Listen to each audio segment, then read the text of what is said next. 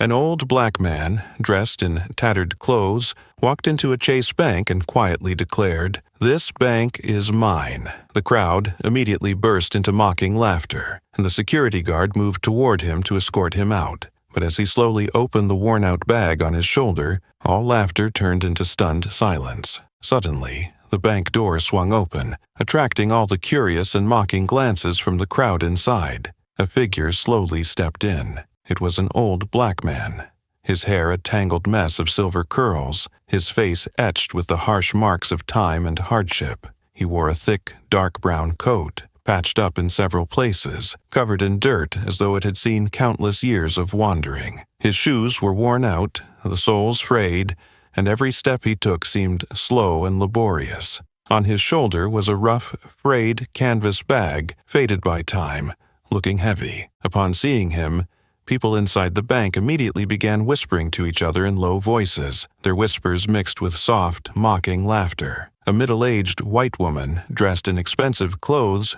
quickly pulled her purse closer to her, casting a glance that was both nervous and wary.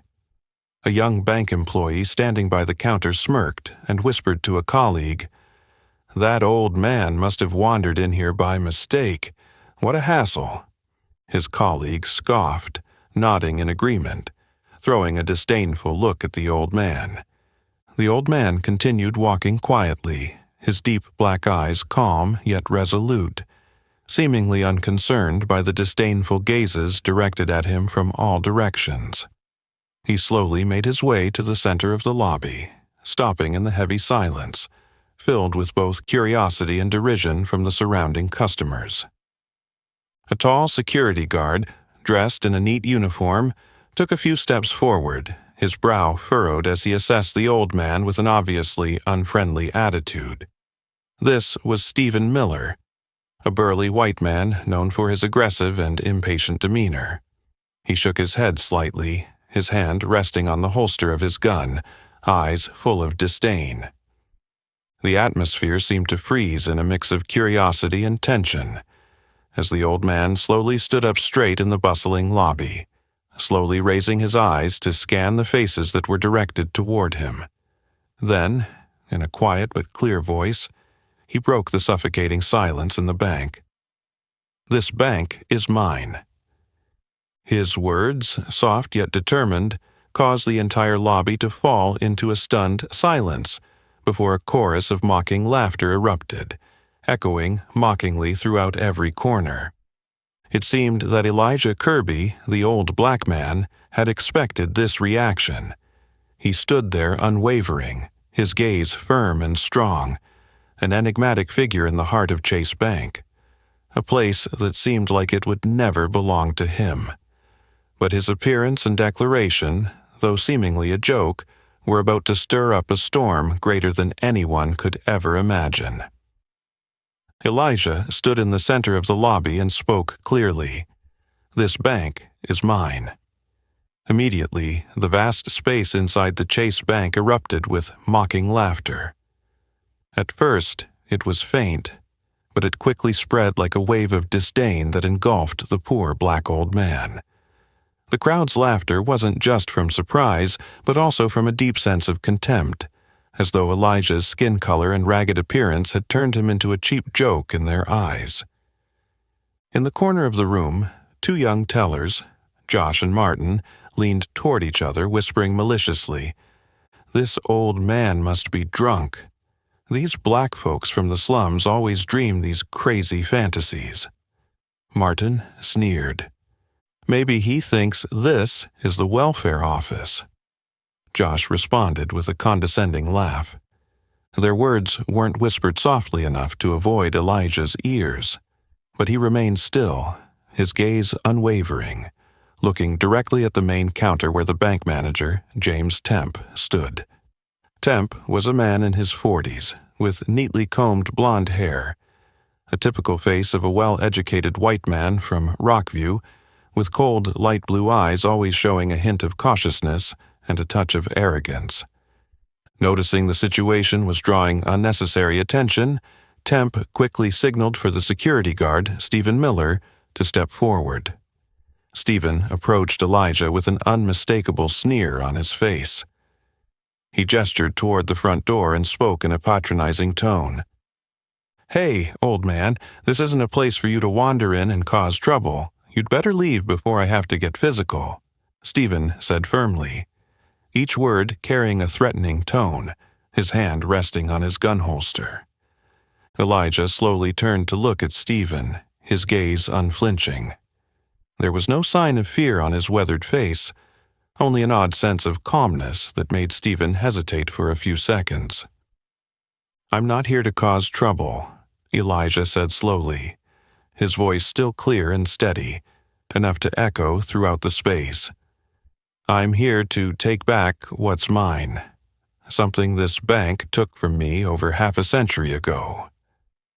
His strong and unwavering words once again silenced the entire lobby. James Temp, who had initially dismissed this as a small disturbance, now felt an unusual sense of unease. He stepped out from behind the counter and approached Elijah, his demeanor polite but cold, his eyes filled with doubt and impatience. "Sir, I'm not sure what you think, but you're mistaken. This bank has been here for decades, owned by the Matthews family since my grandfather's time. Perhaps you're confusing something," Temp said clearly, trying to maintain a professional calm, but failing to hide a fleeting look of contempt in his eyes. "I'm not mistaken," Elijah replied firmly, slowly placing his old canvas bag down on the floor, as if it contained a secret that was about to turn everything upside down. "I will show you, right here, right now." A few customers started to step back, exchanging glances filled with confusion and curiosity. The white customers, accustomed to the stable, wealthy life of Rockview, seemed inconvenienced by an old, poor black man disrupting their peaceful afternoon. Meanwhile, Stephen, growing increasingly impatient, stepped closer to Elijah and said sharply, "I'm warning you one last time, old man. Either you leave, or I'll call the police. Don't make this worse." Elijah didn't respond immediately. He simply bent down slowly and began to open the old canvas bag. His trembling hands were steady, each movement deliberate.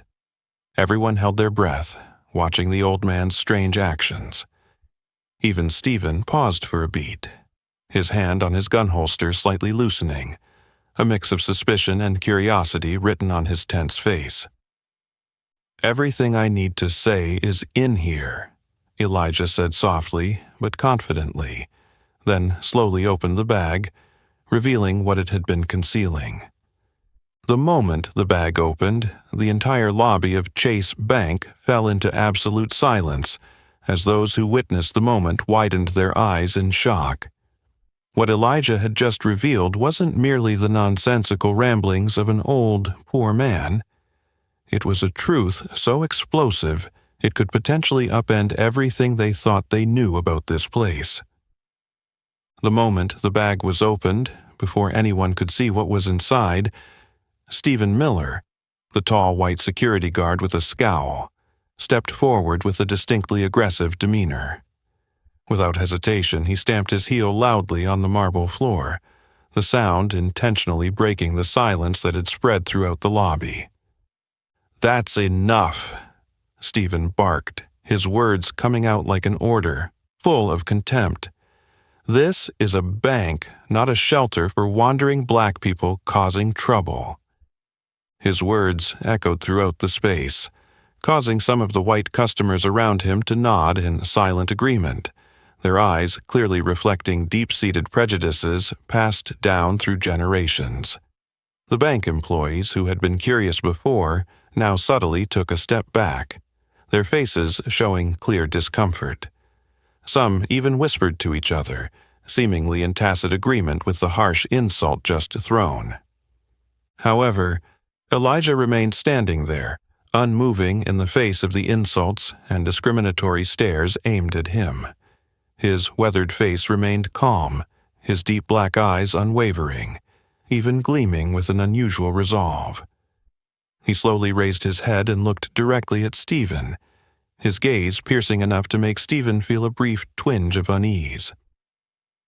"I'm not causing trouble," Elijah responded, his voice still calm, clear, and steady as cold steel. "I've come to reclaim what rightfully belongs to me. What you call me doesn't matter. The truth doesn't change because of insults." Stephen was slightly taken aback by the steadfastness and calmness of the frail old man standing before him. He was used to using harsh words and aggressive gestures to easily make people like Elijah back down, humiliated, and escorted out. But this time, Stephen clearly faced something he hadn't anticipated: the silent, unyielding strength of an old black man who seemed harmless. A small cough broke the tense air. James Temp, the bank manager, who had been silently observing from the beginning, finally spoke, his tone polite, trying to de-escalate the situation. "Stephen, please calm down," Temp said, still looking at Elijah with a cold gaze but no longer showing the clear contempt that the security guard had. "Sir, if you truly have any evidence, we will review it. But first, I request that you stop causing a disturbance in my bank." Elijah gave a slight nod, then slowly bent down, his old hands carefully pulling out a worn, yellowed ledger from the bag. He slowly raised it up, letting everyone see it clearly, and his voice rang out steadily but with weight. "This is the ledger of Chase Bank from 1948, the time when I founded this institution. I am Elijah C.K. Kirby, and I am the rightful owner of this bank before it was stolen by greed and racial hatred." His declaration caused the lobby to fall into another heavy silence, as astonished and confused glances were exchanged. Some customers, though still trying to maintain their disdainful expressions, now harbored a growing sense of curiosity and unease. Meanwhile, James Temp suddenly turned pale, his hand trembling slightly as he heard the name Kirby echo clearly throughout the expansive space of the bank. As for Stephen, despite maintaining a tough and aggressive expression on the outside, a flicker of doubt appeared deep in his eyes. He took half a step back, his hand that had previously been resting menacingly on his gun belt now subconsciously lowering. It seemed Stephen had just realized that the frail old black man standing before him was not simply a troublesome wanderer, as he had insulted him earlier. Elijah stood silently, holding the old ledger aloft, his gaze never leaving the now changing face of James Temp. In that moment, he knew that he had made those who had scorned and belittled him begin to reconsider, and more importantly, the truth he brought was slowly shaking the very foundation of the world they had always believed to be stable and inviolable. In an instant, the atmosphere in the bank shifted from one filled with contemptuous glances and mockery to one of tension and unease, as a truth was about to be revealed, a truth that had the potential to change everything. Amid the suffocating tension, Elijah stood still, lifting the old, tattered book as if it were a flag of truth that he had traded his whole life for. After what felt like an eternity, he slowly lowered the book, his aged eyes soaked with distant memories, yet sharp, scanning the faces that were watching him with tension. No one spoke. No one dared move, and even the breath seemed to freeze in that moment. Elijah, with a calm expression and deliberate movements, bent down and quietly placed the worn canvas bag on the marble floor. The sound it made in the absolute silence startled everyone in the bank's lobby, causing them all to freeze, holding their breath. That bag, which just moments ago had been dismissed as the cheap belongings of an old drifter, now became the focal point of every gaze, as if it held an earth-shattering truth waiting to be revealed. Stephen Miller, who had just moments ago looked at Elijah with the most contemptuous gaze, now lost the confidence he had earlier. He took a small step back, his legs moving involuntarily, as if his instincts were telling him that he had just come into contact with something uncontrollable. In that instant, the usual aggression and disdain that Stephen carried were replaced by a deep sense of doubt and caution. James Temp stood frozen, his face as rigid as stone, his eyes fixed on the bag as if he were hypnotized.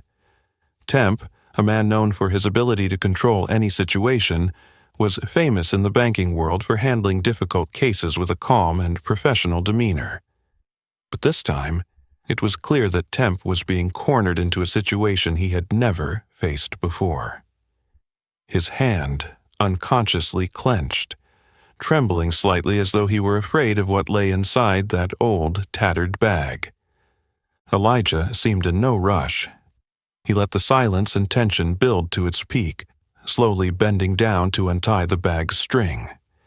His gnarled, wrinkled hands, worn by years of hardship, moved with a steadiness and determination that no one could deny. As soon as the last knot was undone, Elijah slowly opened the mouth of the bag, letting its contents slowly emerge into the light of the bank's lobby. Everyone present leaned in subconsciously, curious to see what awaited them. And then stacks of old, faded money slowly became visible, one bundle at a time, rolling gently out onto the cold marble floor, scattered in disarray. Each bundle clearly bore the old logo of Chase Bank, a symbol that had not been used for over half a century. The bills were yellowed, the edges worn, as though they had just been pulled from a long-forgotten storage vault, something even the most senior bank employees had never seen before. An invisible chill seemed to run down the spines of everyone in the lobby. Stephen's eyes widened in shock, trying to mask the confusion that was clearly rising on his face. He cast a doubtful look at James Temp, as if silently begging for an explanation, but Temp, too, looked just as startled, his face visibly pale as he stared at the ancient bundles of money. "It can't be," Temp whispered, his voice trembling, losing the calmness he usually exuded. How do you have this money?" Elijah didn't respond immediately. Instead, he carefully picked up one of the bundles, his aged, slender hand gently caressing the faded paper, as though holding a precious but painful piece of memory. His eyes briefly flashed with emotion, as if, for a moment, he was traveling back in time to the earliest days when he founded Chase Bank, when he laid each brick to build it, filled with dreams and hope. In 1948, he spoke slowly, his voice quiet but clear enough for everyone to hear, "I founded this bank with my own hands and sweat. Every dollar, every brick beneath your feet carries my mark. But then, just because I'm black, you believed the lies and drove me out of here." Elijah's words rang out, clear, strong, filled with emotion and conviction. In the lobby, the curious gazes began to shift from awe to unease and confusion. Many began to feel ashamed as they realized the harsh truth that the old man had just revealed, though some stubbornly refused to believe his story. Stephen tried to regain his composure and stepped forward a little, his voice more cautious now, but still full of doubt. "How do we know this isn't some kind of scam, old man? Someone like you. Where could you get this?" Elijah looked straight into Stephen's eyes, his gaze so sharp it made the young security guard freeze, feeling an unexplainable sense of authority and resolve. "Because I am Elijah C.K. Kirby, the man this very bank stole his identity, his assets, and his life from." He paused for a moment, looking around the vast room, then continued, "And now, I'm here to take it all back." His words echoed through the lobby, leaving everyone stunned, as they began to realize that they were witnessing the beginning of a storm that would change everything they ever knew about Chase Bank, a truth that could no longer be buried. As Elijah's voice faded, the vast space inside Chase Bank seemed to thicken, each echo of his declaration still hanging in the air, heavy with tension. Ancient stacks of money lay scattered across the cold stone floor, each yellowed bill a haunting reminder of a forgotten past that this bank had buried over half a century ago. All eyes were fixed on the old man, a mix of astonishment and skepticism in their gaze. The bank manager, James Temp, had gone pale. Though he was always confident in his ability to handle any situation, this was clearly something beyond his imagination. Confronted with these old, yet undeniable pieces of evidence, he felt the once solid foundation of power beneath him beginning to shake. Temp quickly stepped forward, bent down, and picked up a bundle of old, faded bills. He stared at the worn logo imprinted on the crinkled paper, then turned to Elijah with an expression of both surprise and irritation. "You say you are Elijah C.K. Kirby, the original founder of Chase Bank in 1948? Temp tried to maintain a calm tone, but the tremor in his voice revealed his unease. "Yes," Elijah replied briefly but firmly, his gaze old yet sharp, cutting through every doubt. "I am the one who laid the first stones to build this bank. I spent my youth and heart to make Chase Bank a symbol from which you all benefit today. But it was all stolen from me, simply because I am black." Temp shook his head repeatedly, trying to deny what he had just heard. He knew that if what this old man said was true, then the entire history of Chase Bank, which he had always been so proud of, would be completely upended. Sweat began to bead on his forehead, and the composure he was so accustomed to was rapidly slipping away. James took a deep breath, trying to regain control of the situation, and looked at Elijah with an expression of both doubt and challenge. "What you're saying is hard to believe, Mr. Kirby. If you were the founder of this bank, why is there no record of you in the history of Chase Bank? I've studied every document of this bank, and I've never seen a name like that mentioned."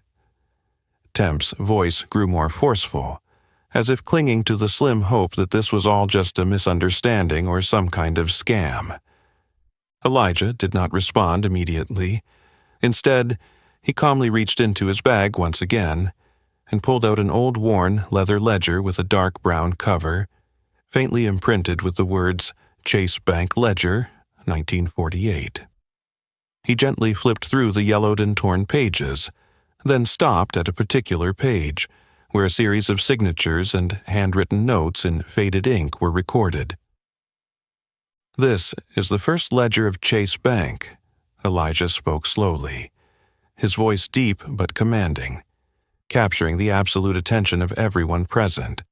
"It has my name, Elijah C.K. Kirby, alongside my business partner at the time, John Williams. We founded this bank together, but then greed and racism made John Williams turn his back on me."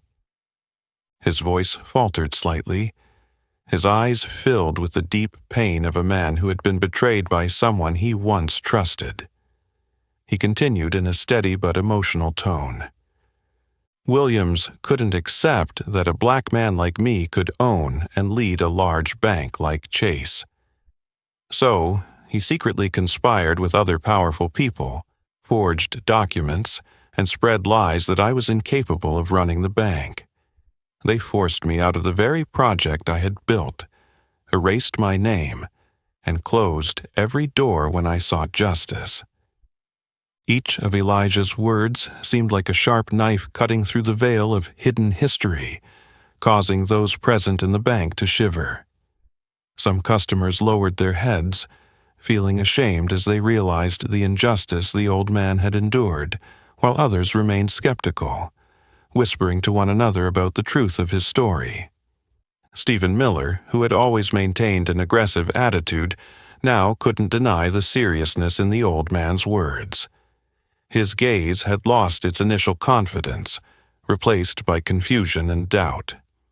He quietly looked to Temp, waiting for orders or direction from his superior. James Temp, still gripping the old ledger tightly, nervously flipped through the pages, his anxiety growing with each turn. His heart raced as he clearly saw Elijah C.K. Kirby's signature on the first few lines about the bank's history. The words that seemed to have been dormant in the past now awakened with force, placing Temp in a situation he could no longer deny. "It can't be," Temp mumbled, his voice trembling with despair as he tried to deny what he was seeing. But the more he tried to deny it, the clearer it became that each old page was undeniable evidence of a deep, systemic injustice that had taken place more than 50 years ago. In the midst of the crushing tension, Elijah stood tall, his eyes bright and unwavering, as if he had never been defeated. He knew he had accomplished the impossible. The truth was starting to speak, and this time no one could stop it. For him, this was just the first step in a long journey to reclaim the justice that had been lost so long ago. As James Temp stood there, his trembling hand flipping through the yellowed pages, his eyes fixed on the signature and familiar handwriting of a past that seemed to have completely disappeared from this world, Elijah let out a quiet sigh, his gaze shifting toward the large window of Chase Bank, as if old memories suddenly rushed back, vivid and sharp, painfully clear. He quietly placed the ledger on the table, his bony fingers still trembling, not from fear, but from the emotion of remembering those bitter, distant days. The vast bank room sank into deep silence, all eyes fixed on the old man, as if waiting for the next part of the story, a truth that had been buried beneath the weight of greed and social prejudice for over half a century.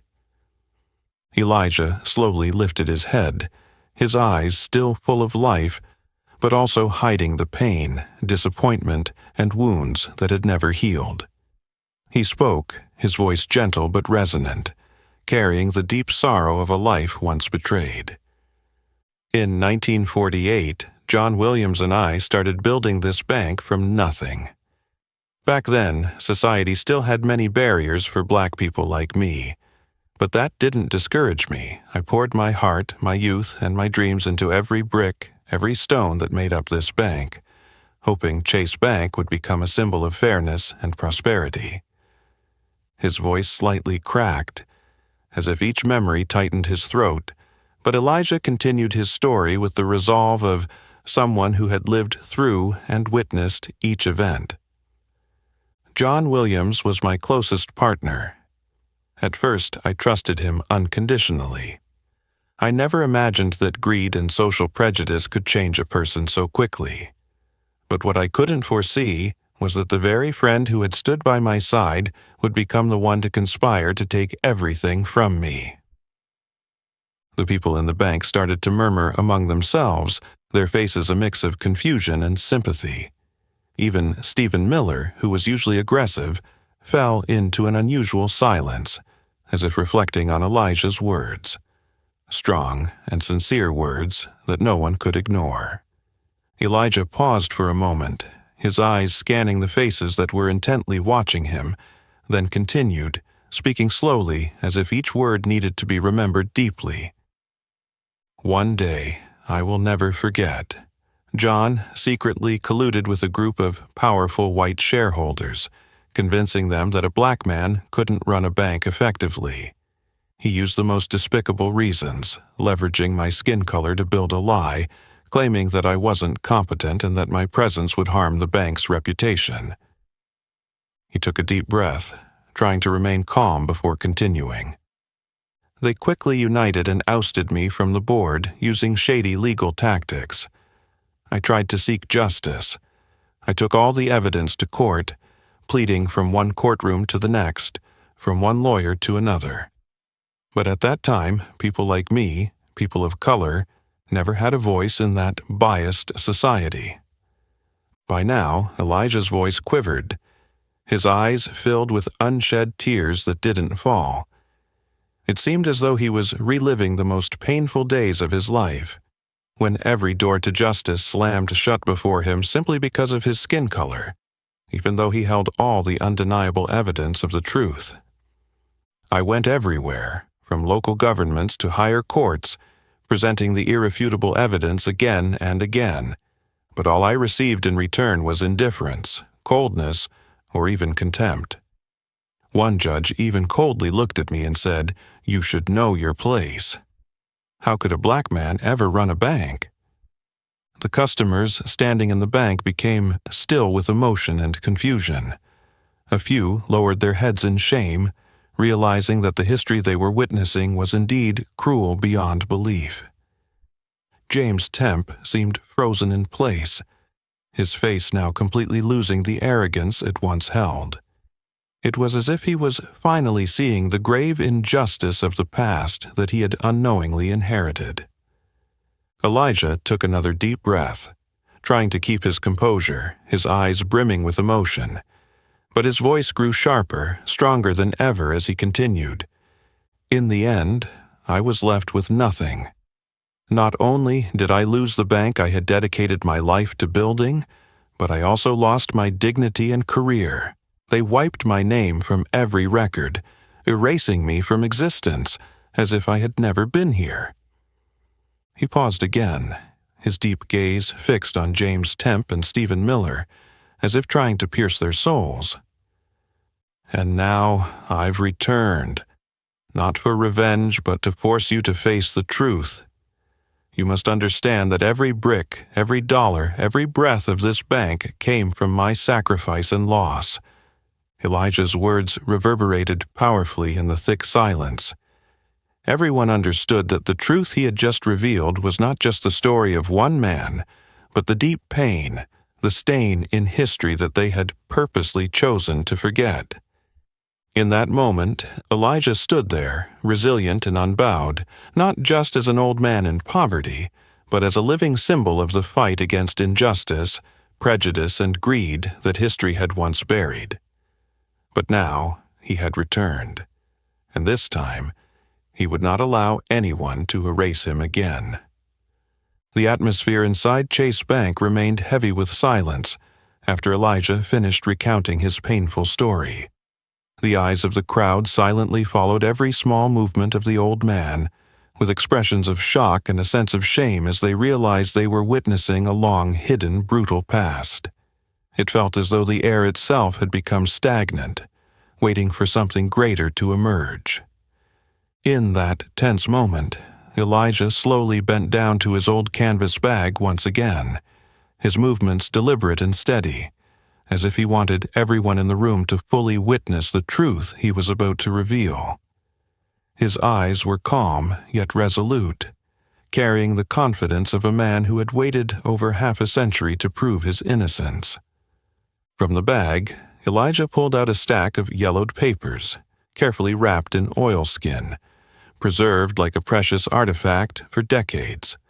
He stood up straight and carefully opened the oilskin, his aged fingers gently turning each page. All eyes in the room were immediately focused on him with a mix of curiosity and tension, waiting to see what this old man would reveal that might leave them in shock.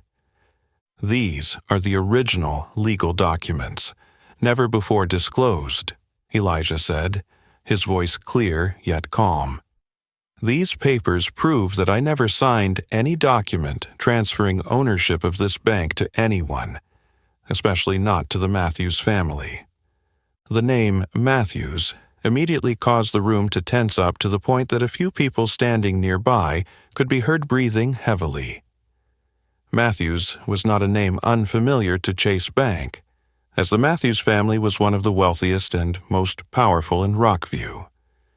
They had run the bank for generations, and no one had ever questioned the legitimacy of their ownership. James Temp, the bank manager standing closest to Elijah, began to feel everything around him spin, his legs nearly buckled, his hands shaking uncontrollably. Temp tried to maintain his composure, but his efforts only made his unease more apparent. He stammered, his voice trembling. "Whoa, what are you saying, Mr. Kirby? The Matthews family has always been the legitimate owner of Chase Bank. That's been recognized for generations." Elijah fixed his sharp gaze on Temp, as if piercing through every flimsy excuse the man could offer. He stepped closer to Temp, gently placing the stack of documents into the shaking hands of the stunned bank manager. "James, look at these documents for yourself. You'll understand better than anyone what I've just said. You've been living in the lie created by your predecessors." Temp reluctantly took the papers, trying to hold them steady so they wouldn't fall to the floor. He began reading, line by line, every signature and seal, faded by time but still clear enough to reveal a shocking truth. His heart raced, his face turning pale, as each line he read shattered his trust in the Matthews family's history, a history he had once been so proud of. Beside Temp, Stephen Miller, too, could no longer maintain his usual aggressive demeanor. He quietly observed the expression on his superior's face, a deep unease rising within him. Until now, Stephen had always believed he stood on the side of justice, on the side of societal order, but now that belief was being severely shaken. Finally, Temp stopped at a page bearing the signatures of Elijah C.K. Kirby and John Williams. He studied it more closely, feeling a jolt of cold run down his spine as he realized that there were no signatures from Elijah on any of the later property transfer documents. All the documents were signed and legitimized by John Williams and the Matthews family, quietly and insidiously. "No, it can't be," Temp muttered, his voice barely audible, for his ears alone. He looked up at Elijah, his face filled with disbelief and despair. "If these papers are real, then—" Elijah cut him off firmly, but his voice remained steady. "Then it means that Chase Bank was unlawfully seized by the Matthews family and John Williams, exploiting social prejudice to remove me. This is not just a story of greed, but a historical case, the clearest evidence of the injustice I've suffered throughout my life." The people in the bank were stunned by his declaration. Some had begun pulling out their phones to record the rare scene, while others stood frozen like statues, unable to believe what they were witnessing. A truth too big, too unexpected, was upending everything they thought they knew about the bank they had trusted all these years. Amid the chaos, Elijah remained steady, his gaze now carrying the determination and strength of a man who had endured too much pain but never lost faith in justice. He knew that, though it was late, the truth had finally come to light, and no one could deny it anymore. James Temp, still holding the legal papers that provided irrefutable evidence, slowly sank into a chair, his face numb, like someone just awakening from a long, deep sleep, forced to confront the greatest shock of his life. His world, and perhaps the history of Chase Bank, would never be the same again. As James Temp slowly sat down in his chair, his hands still trembling as they gripped the yellowed papers as if they were the last remnants of a world he had just lost, the entire Chase Bank lobby fell into a silent chaos. The whispers began to rise among the customers standing around, like an undercurrent swiftly spreading across the ocean, creating an atmosphere thick with tension and doubt. None of them had ever imagined that today, when they stepped into this familiar bank, they would witness a shocking truth that would shake and upend all their trust in a symbol of stability in the town of Rockview. Some began pulling out their phones to record the scene, their eyes filled with both curiosity and anxiety, while others kept glancing nervously toward the nearest exit, as if preparing to run away from a truth that was too hard to accept. In the midst of this chaotic atmosphere, Stephen Miller, a white security guard with a tall, muscular build and an aggressive demeanor, had regained his familiar sense of hostility. From the very beginning, Stephen had positioned himself as the guardian of order, and now he felt as though his power had been stripped away. The words Elijah had just spoken, the evidence that had been presented, seemed to Stephen like a blatant scam designed to disrupt the peace of the bank he was tasked with protecting. He took a deep breath, his face flushed with anger and confusion, his eyes burning with resentment and suspicion as he looked at Elijah. Then, with a decisive motion, Stephen placed his hand on the gun holster at his side, a gesture clearly meant to intimidate, strong enough to immediately capture the attention of everyone in the room. The entire lobby fell eerily silent, all eyes fixed on Stephen, filled with tension and worry. "Enough!" Stephen shouted, his voice ringing out in the silence, carrying both the anger and authority of someone trying to maintain the last shred of order. "This old man is clearly causing trouble, and all that evidence is fake. I won't let him continue to cause a scene here. Someone call the police right now." Stephen's words only heightened the already intense tension in the lobby. Some customers quickly backed away, moving toward the doors, trying to keep a safe distance from Elijah, as if he were truly a threat. Others stood frozen, their eyes wide in shock at the sudden escalation, unsure whether to believe the truth Elijah had just revealed or trust in the safety promised by Stephen's authority. Elijah stood still, his expression unafraid of Stephen's threatening actions. He simply gazed at the young security guard with deep, compassionate eyes, the eyes of someone who had endured countless injustices and was now witnessing that same injustice unfold right before him. "Mr. Miller," Elijah spoke gently but firmly, "I'm not causing trouble. I'm bringing the truth. Do you think it's right to hide a crime for over 50 years?" Stephen faltered for a moment, but quickly masked it by gripping the gun holster even tighter, his impatience and unease becoming more apparent. He glanced around the lobby as if seeking support from the customers, but all he saw were confused, evasive, and skeptical looks being cast back at him. This only made Stephen more angry and unsettled. "I don't know what you're talking about, and I don't care," Stephen snapped back in a harsh, challenging tone. "What I know for sure is that you've turned everything upside down here, and you're going to answer for it. Right now, sit still until the police arrive." James Temp finally lifted his head from the papers he had been clutching, his face pale and dazed, completely losing the composure of a bank manager. He stood up unsteadily, walking towards Stephen with an anxious gesture, his voice weak, as though trying to salvage the situation but lacking the strength to convince anyone. "Stephen, wait, we need to stay calm. I think we should check these documents carefully before doing anything else. This is not as simple a situation as you think." Stephen turned to look at Temp, his eyes filled with disappointment and anger. To him, it was utterly unacceptable for the bank manager, the one he had always seen as a reliable superior, to show weakness and doubt in the face of a stranger like Elijah. "What are you talking about, James?" Stephen yelled back, his voice now almost out of control. "Are you believing this old man's lies? Are you just going to stand by and let him destroy the reputation of our bank, ruin the jobs and lives of everyone here?"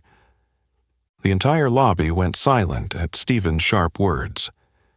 Temp stood frozen, unable to respond, while the customers grew more anxious, their steps edging toward the exit. Elijah remained still, calm but resolute, his gaze once again fixed on Stephen, as if challenging him that this time the truth would not be obscured by guns or power. Everyone was waiting for the police to arrive, but they all knew that, even when the authorities came, they would be faced with a historical truth that no one could easily deny anymore. When Stephen Miller's tense threat ended, James Temp remained motionless in the vast Chase Bank lobby.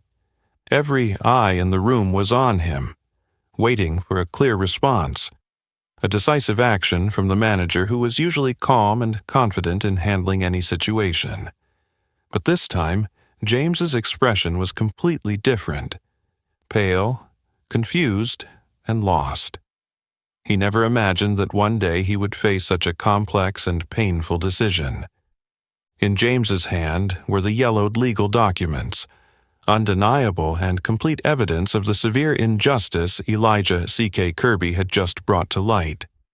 He looked down at the faded signatures, then slowly raised his head, his eyes meeting the calm but determined face of the old man Elijah. It was the gaze of a man who had waited too long for the truth to be recognized, the gaze of a past that could no longer stay hidden in the dark.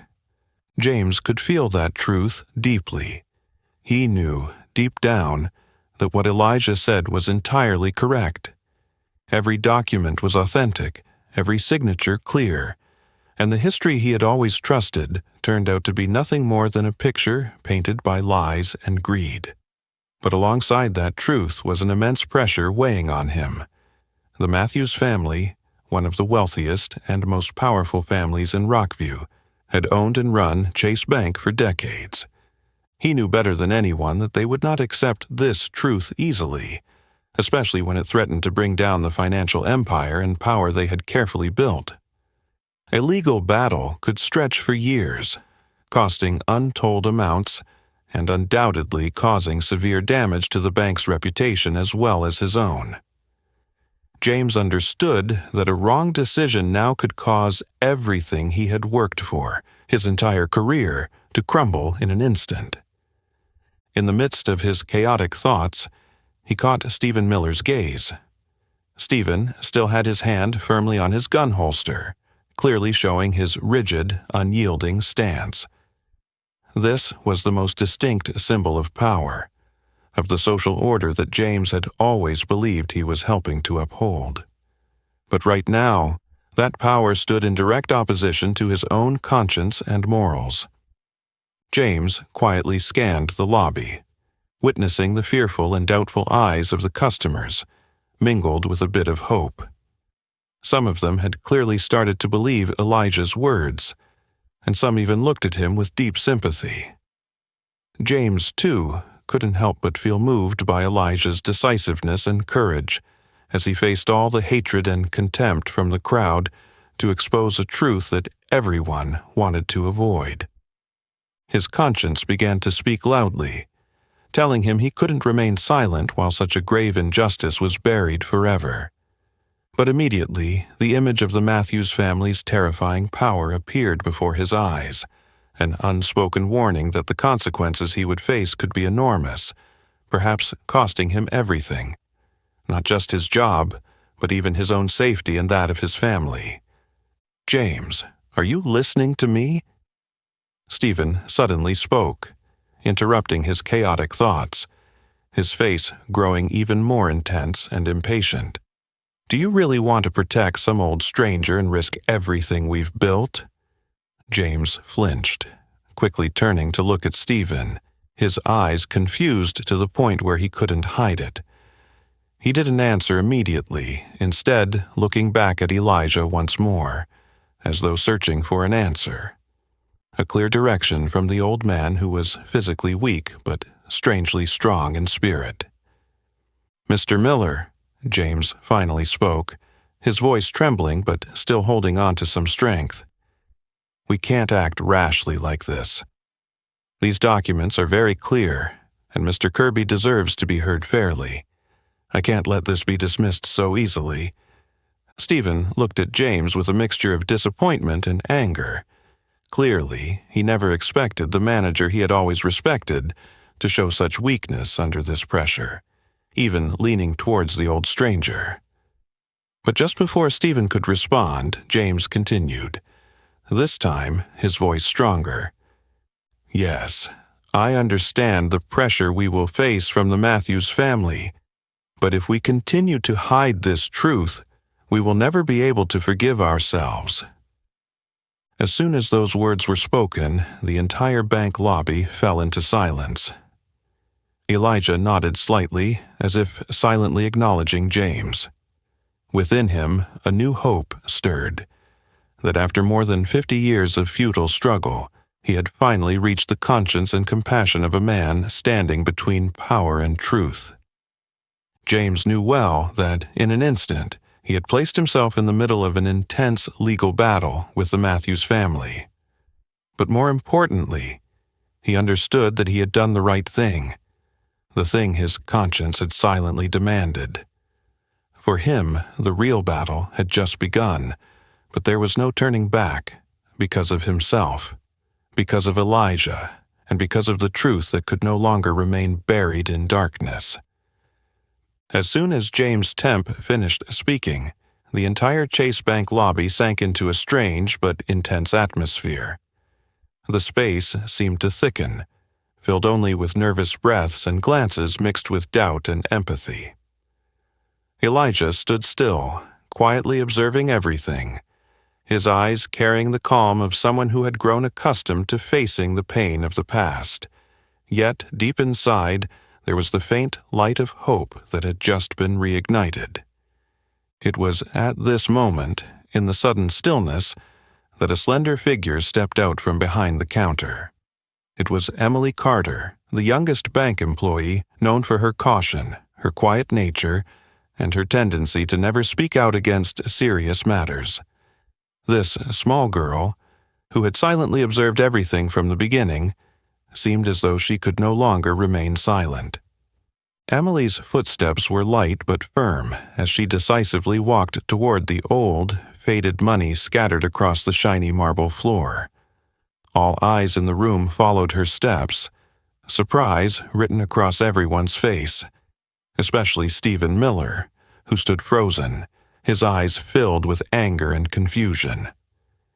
Emily bent down gently, her hand trembling, but still respectful as she carefully picked up a worn-out bill, its old Chase logo barely visible. She looked at the bill thoughtfully, then slowly moved toward Elijah, placing the bill softly on the table in front of him. It was a small gesture, but it held so much meaning. It wasn't just an act of respect, it was a silent declaration, confirming that she trusted Elijah's words and the evidence he presented. "I trust you, Mr. Kirby," Emily said, her voice soft but clear, echoing across the vast space of the bank. "Perhaps we've lived too long in lies, and now is the time to face the truth." As soon as Emily finished speaking, everyone in the bank stood frozen, as though they had just witnessed something of great importance. Stephen Miller's eyes widened, filled with shock and fury, as if he couldn't believe his ears. To him, Emily's act felt like a blatant betrayal, a slap to the face of the authority he had always trusted and defended. But Emily did not stop there. She turned to face her colleagues, her eyes full of determination and encouragement, as if calling them to step out of the cowardly silence, to break free from the chains of fear and power that had kept them trapped. Only seconds later, another young employee, Josh, who had previously looked down on Elijah, suddenly stepped forward, picking up another bill and gently placing it next to Emily's on the table. His action was quiet but powerful, like the most sincere apology he could offer at that moment. His eyes met Elijah's with a mixture of embarrassment and regret. I trust you too, Mr. Kirby. I'm sorry for the disrespect earlier." Josh spoke softly, his face red with embarrassment, but his eyes were sincere, filled with courage. After Josh, one by one, each employee in the bank, who had either remained silent or secretly supported Stephen's attitude, stepped forward.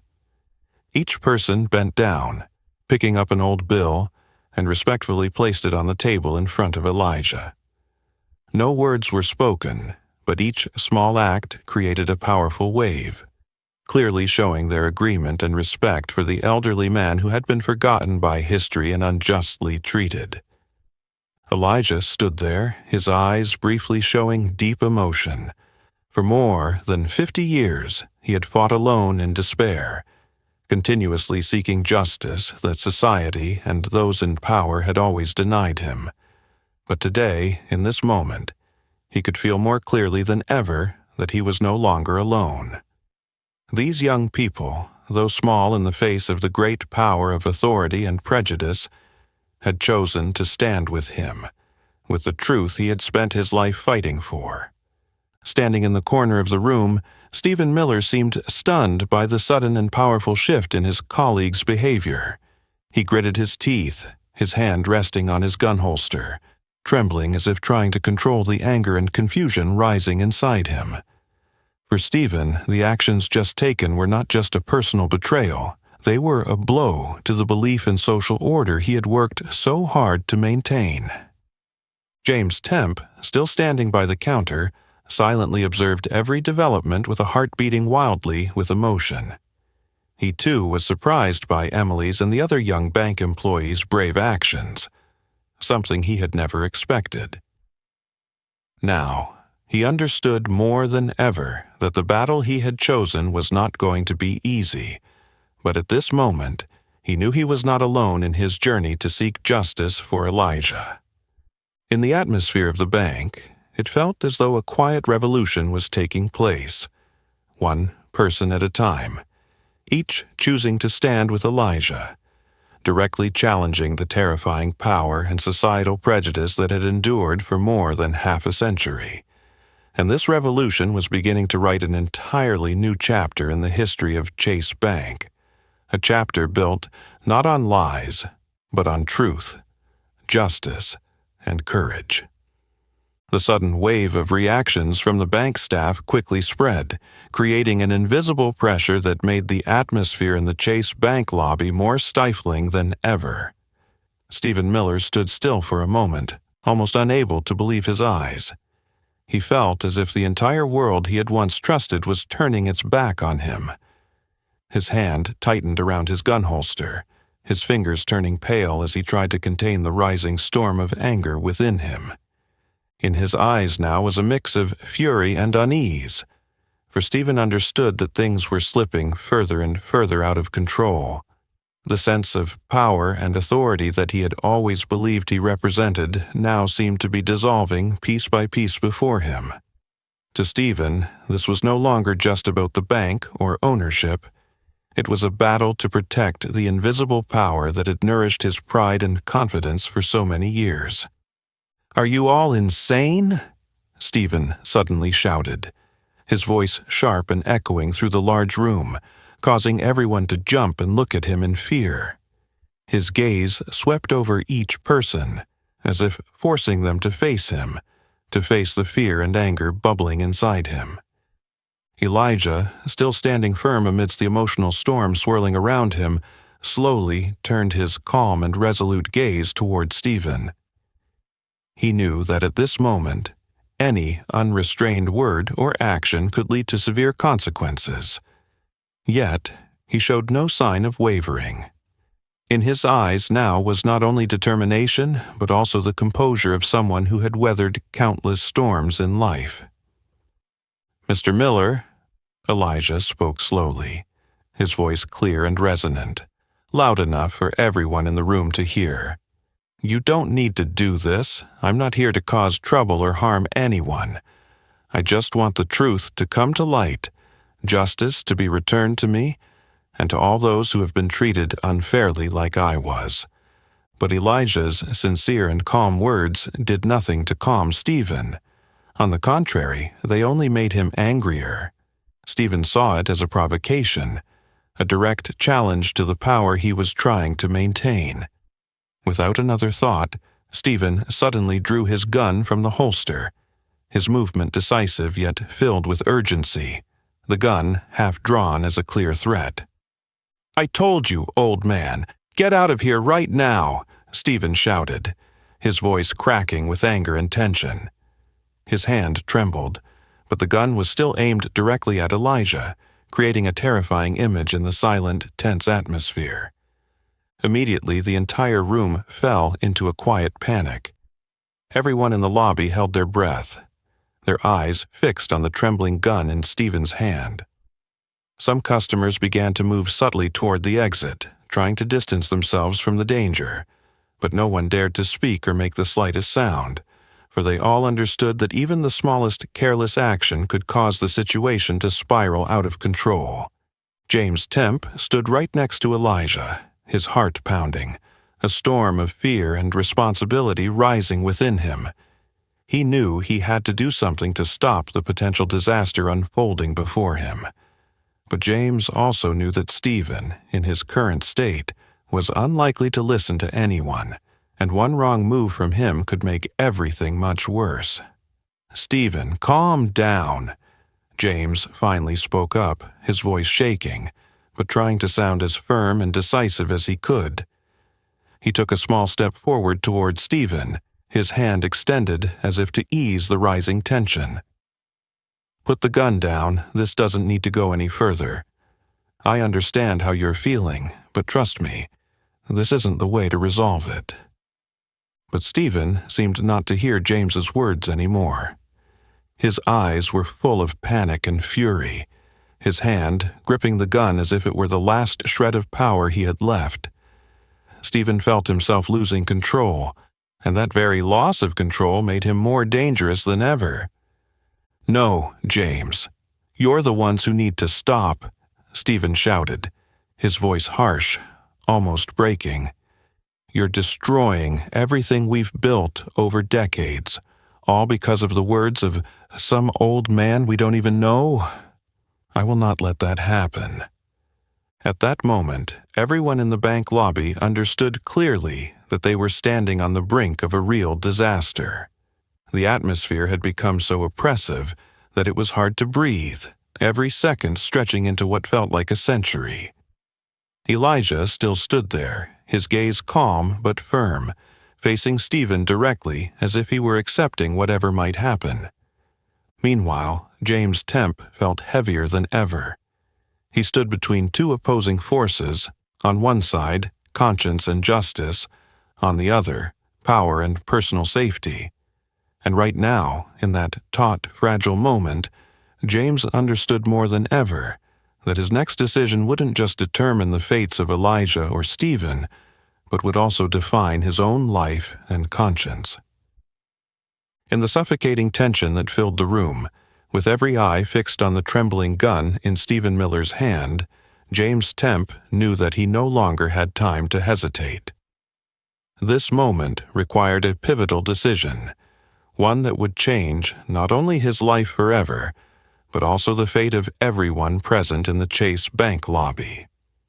James took a deep breath, gathering all his remaining strength and courage, and slowly stepped forward, positioning himself between the cold barrel of the gun aimed at Elijah and the old man standing firm before him. Though his legs still trembled, James's gaze had become resolute and strong, in stark contrast to the panic and helplessness he had felt earlier.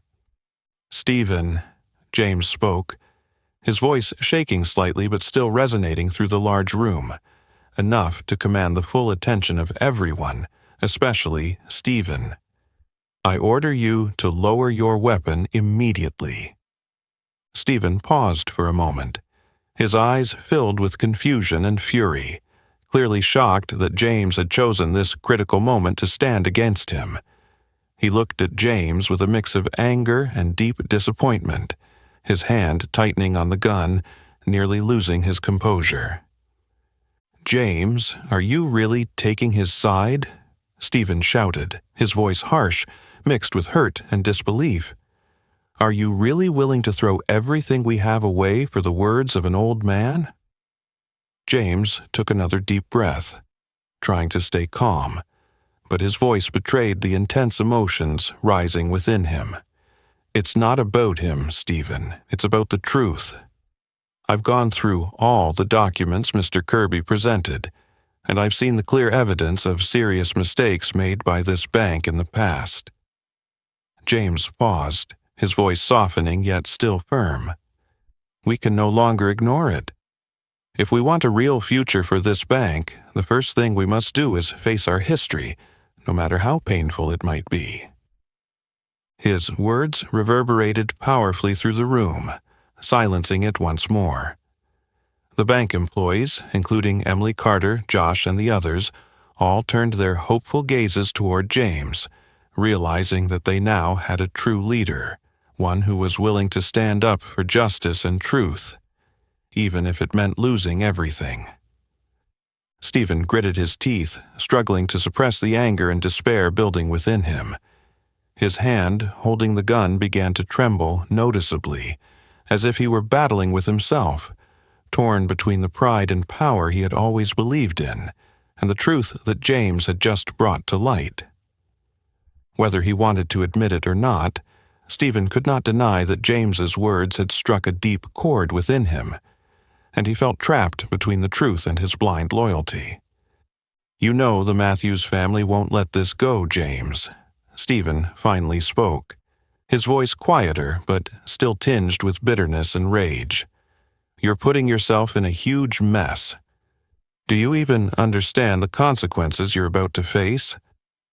James looked Stephen straight in the eye, his voice no longer trembling, but calm and resolute to an astonishing degree. "I understand better than anyone, Stephen. But if I continue to conceal this truth, I will lose more than my career or money. I will lose myself." He paused for a moment, letting his words sink deeply into the minds of those around him. "This is our one chance to fix the mistakes of the past.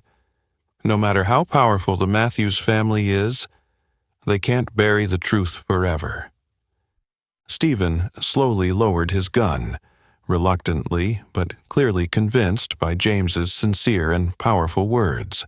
His hand shook as he returned the gun to its holster, though his eyes still burned with anger, the tension in the room easing significantly.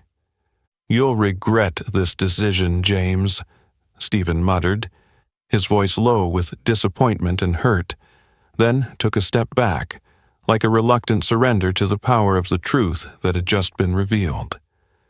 In the large room, Elijah remained silent, his gaze quietly observing everything that had just unfolded. A subtle, profound smile appeared on his face, a smile of gratitude and hope. Hope that after more than half a century of fighting alone, he now had people who were ready to stand by him to defend justice and righteousness. James turned back to look at Elijah, their eyes meeting in a moment of profound understanding.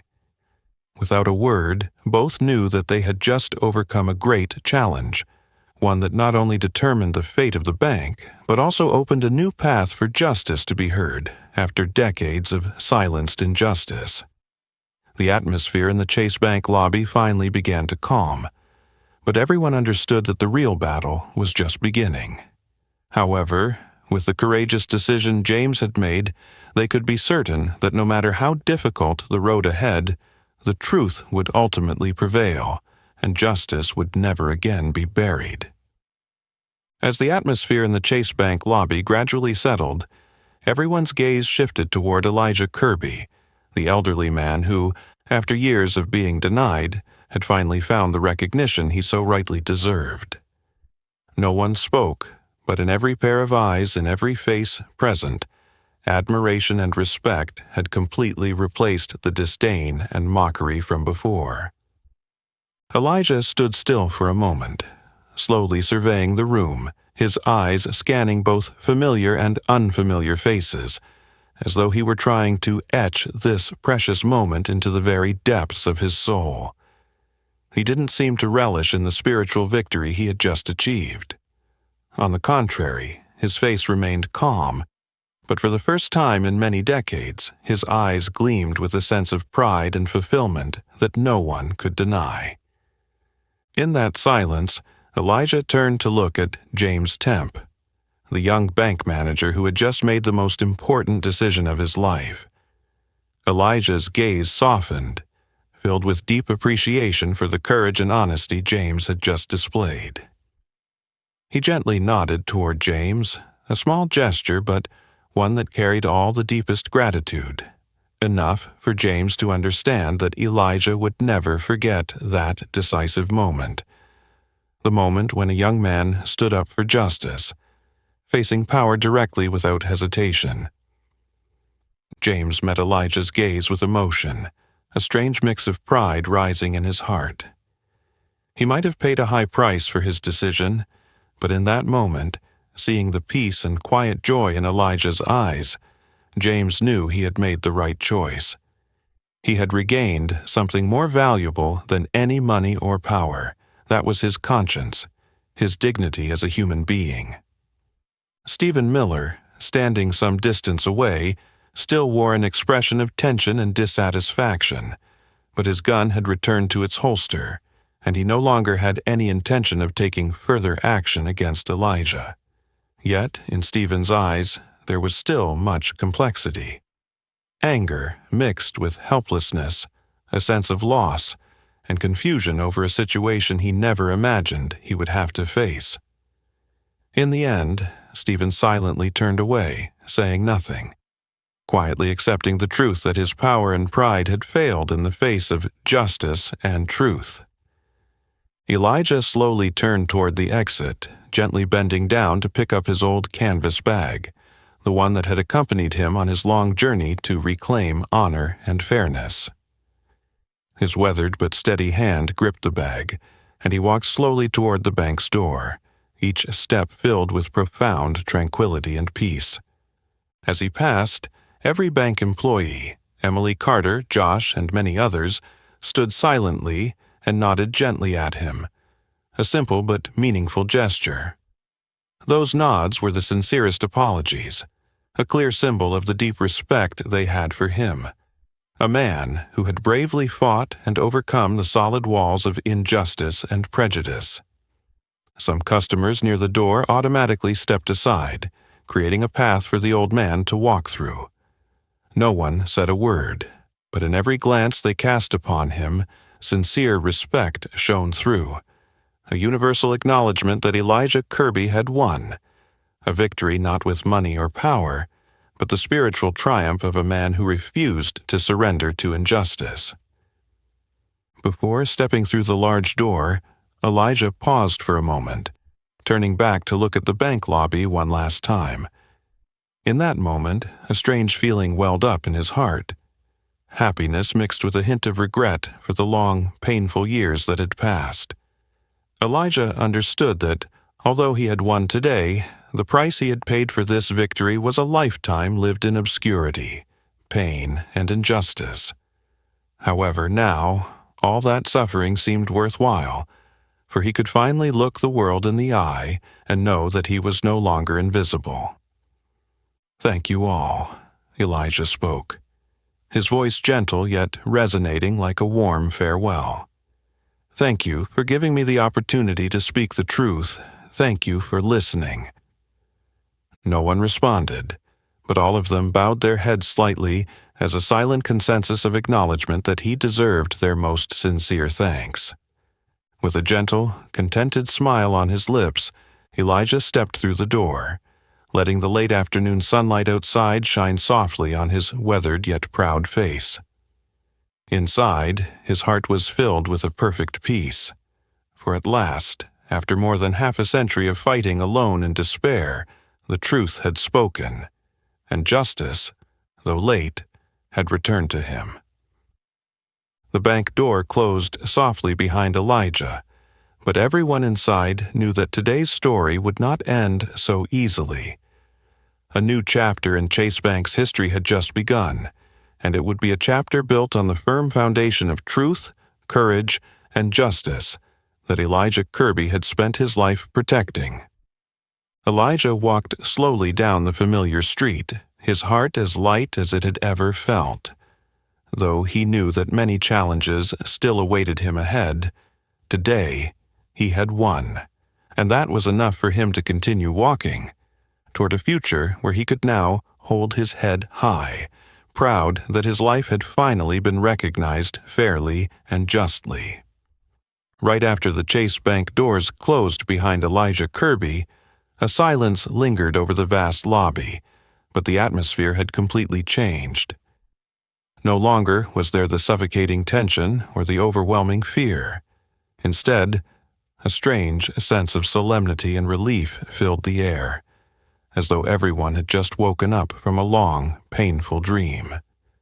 James Temp remained still in his position, his eyes fixed on the now closed doors through which Elijah had just left with pride and tranquility. In his mind, only one thought echoed loudly, stronger and clearer than ever. He would never let this truth be forgotten again. He knew well that the road ahead wouldn't be easy. The Matthews family, those who had held ultimate power at Chase Bank for decades, would certainly not easily admit their past mistakes, especially when those truths could destroy the financial empire and reputation they had carefully built.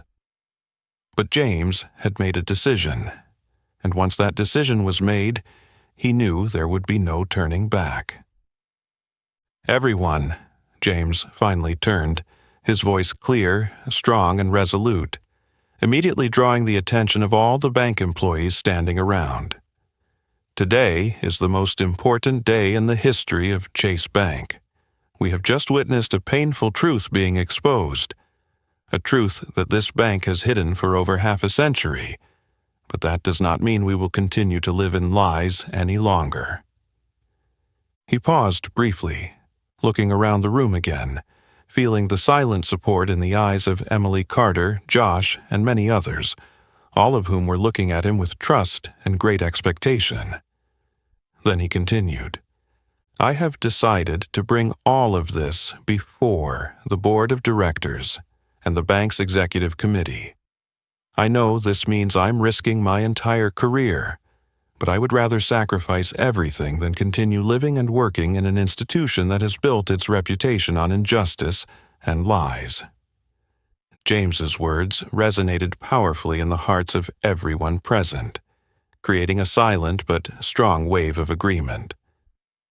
Emily Carter took a small step forward, her voice soft but filled with determination and sincerity. "You're not alone, James. We will stand with you, no matter what happens. This bank needs to change, and we will be the ones to start that change."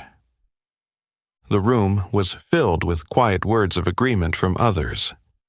Josh nodded firmly, and several older employees began showing their support with looks of resolve and confidence. They all understood clearly that they were standing on the threshold of the most difficult legal battle in the bank's history, but it was the unity and belief in justice that would drive them to overcome any challenges ahead. In a distant corner of the lobby, Stephen Miller still stood there, but his gaze was no longer one of anger. Instead, there was a thoughtful silence, a complex expression as though he was beginning to realize that the fight he had once thought was about maintaining order and safety was in fact a fight to protect lies and injustice. Stephen didn't speak further, but deep down, he may have started to understand that he could never win if he continued to go against the flow of truth. The very next day, James Temp walked into the Chase Bank executive meeting room, carrying all the legal documents, ancient banknotes, and the original ledger of the bank, items that had been hidden and denied for decades. Standing before the entire leadership, the powerful and proud members of the Matthews family, James courageously revealed the entire truth, facing their sharp and angry gazes without flinching. The response from the executive board was exactly as James had predicted, filled with anger, denial, and veiled threats. But this time, James didn't back down. He knew he was fully prepared for this battle, a battle not only to defend Elijah Kirby but to save the soul and honor of Chase Bank. In a short time, Elijah's story and Chase Bank's secrets quickly spread throughout the town of Rockview, sparking an unprecedented wave of public opinion. The press began to investigate, bringing to light a series of past wrongdoings that the bank and the Matthews family had tried to conceal. The inevitable legal battle began, capturing the community's deep attention, and making Elijah Kirby a living symbol of the fight for justice and truth in the local area. Though the road ahead would be full of challenges, James and the other bank employees were ready to fight. They believed that no matter how long it took, truth and justice would ultimately triumph over all the forces of power and money. Elijah Kirby's story was no longer just about an old man reclaiming his bank. It had become a story of courage, faith, and justice.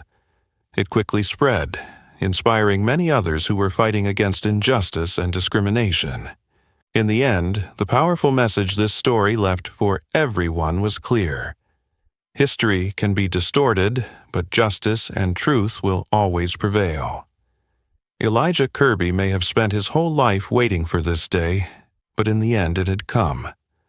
The day Chase Bank began writing a new chapter, a chapter built on fairness, truth, and the courage he had sown long ago. And for people like James Temp, Emily Carter, Josh, or even Stephen Miller, they all understood that by standing up against lies, they were helping to create a better future. A future where justice is no longer a distant dream, but a fundamental right everyone deserves to have. Elijah Kirby's story was not just a journey to reclaim justice for an old man once forgotten. It was a profound lesson about courage, perseverance, and the power of truth. No matter how much history may be twisted by greed and prejudice, in the end, justice will always find a way to prevail.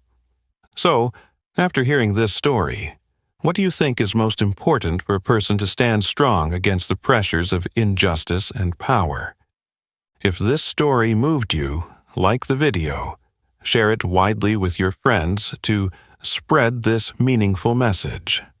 And don't forget to subscribe to the channel to continue joining us in the next deep and touching stories.